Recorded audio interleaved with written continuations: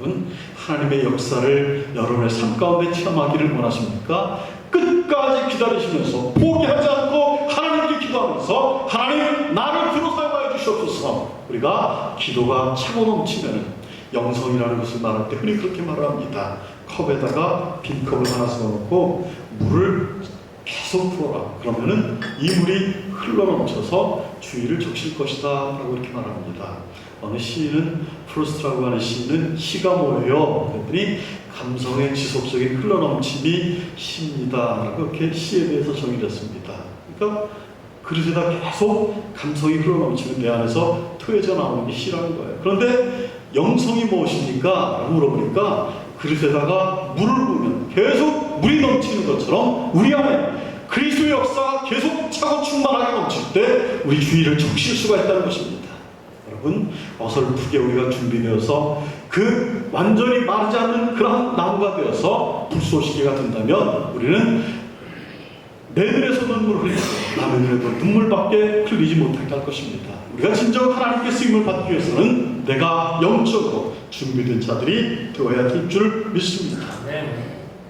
하나님의 은혜를 기대할 수 있는 것은 우리가 이러한 준비된 그러한 그릇이 되어서 성령의 불꽃이 우리에게 당겨질 때 하나님의 놀라운 역사를 경험하는 것입니다. 오직 하나님 자신만이 소성케 하신 그러한 능력을 가지고 있습니다. 이 마지막 한마디의 말, 우리는 그분이 역사하시기까지 끈기 있고 지속적이고 그리고 회개하는 기도를 드려야 된다라고 하는 이 말에 우리는 관심을 가져야 됩니다. 그것이 무엇입니까? 진정한 부흥을 위해서는 하나님 앞에 회개에 합당한 열매를 맺어야 된다는 것입니다. 우리가 무슨 회개할 게 그렇게 많습니까? 이렇게 말씀하시는 분들도 있어요. 그런데 사무엘 선지자는 뭐라 그랬습니까? 그대왕 사울을 왕으로 세우고서 신정정치에서 왕정정치로 넘어가는 그 과도기에서 사무엘은 이제 나이가 들었습니다. 직접 자기가 나서서 일을 할 수가 없습니다. 사무엘은 이제 사울을 세우고 내가 배후에서 기도로 너에게 힘을 줄 터인데 하나님 나에게 기도 쉬는 죄를 범치 않게 해주시옵소서. 기도 쉬는 것을 죄라 그랬어요. 여러분, 내가 나이가 들어서 어떻게 가서 전도를 합니까? 라고 말씀하실 수 있습니까? 천만의 말씀입니다. 교회에 오셔서 계속 기도로 후원해 주시기 바랍니다. 나가서 일할 수 있는 여호수아가 있습니다. 싸울 수 있는 여호수아가 있고 모세와 아론과 홀과 같이 교회에서 기도로서 힘이 되어줄 수 있는 그러한 분들이 계신 것입니다. 모두가 합심해서 하나가 될 때 우리 교회에 큰 기적의 역사가 일어날 줄 믿습니다. 회개한다는 것은 무엇을 뜻합니까? 말씀으로 돌아가는 것입니다. 하나님의 말씀으로부터 멀어졌던 우리의 인생을 다시금 하나님의 말씀 위에 굳건히 세우는 것입니다. 성도의 삶은 세상과 하나님을 동시에 섬길 수가 없습니다. 그렇지 않습니까? 우리의 언어도 행실도 그리스도로 다스려야 됩니다. 그래야 성화가 됩니다. 우리가 입술을 세상적인 언어를 많이 사용을 하면 우리의 마음 가운데 언어의 신중함이 떨어집니다.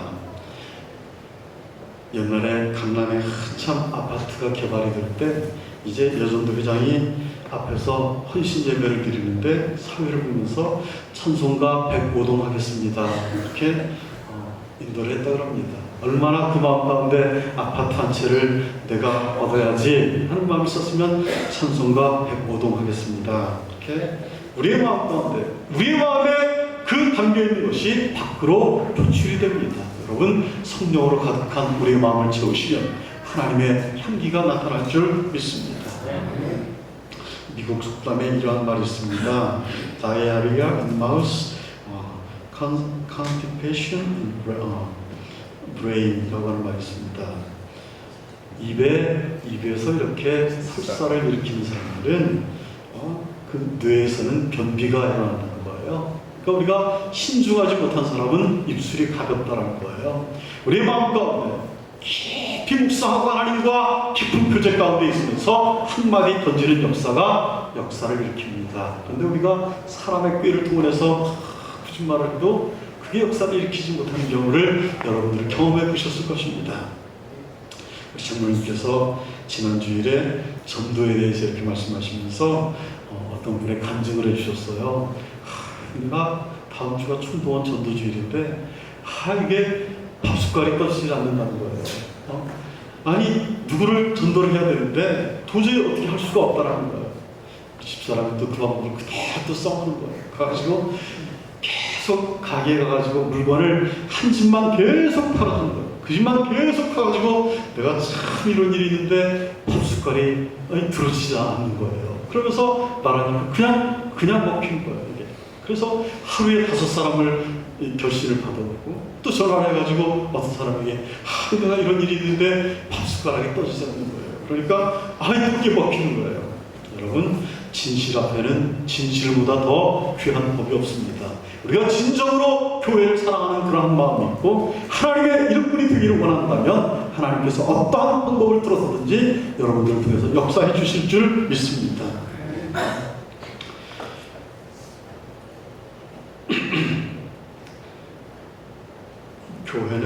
교회의 부흥은 하나님의 말씀에서 비롯이 됩니다. 말씀이 없는 부흥은 광기로 흘러갈 수가 있습니다. 많은 사람들이 신앙생활은 열정만 있으면 되지라고 생각을 합니다. 그러나 그렇지 않습니다. 처음 주님의 일을 시작할 때에는 열정만으로 가능합니다. 그러나 시간이 흐르면 흐를수록 한계가 있습니다. 그래서 우리는 하나님의 말씀을 붙잡고 하나님 그 말씀에 우리가 더 신앙의 집을 지어야 될 줄 믿습니다.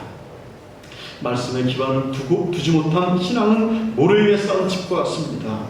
이런 점에서 종교개혁자 켈빈은 진리에 기초하지 않으면 그 어떠한 신앙도 하나님을 기쁘시게 못한다라고 이렇게 말하고 있습니다. 여러분은 하나님의 말씀을 사모하고 있습니까? 하나님의 말씀을 진리로 믿습니까? 그렇지 않으면 우리의 삶 가운데 하나님의 기적 같은 역사가 일어날 수가 없습니다. 베드로는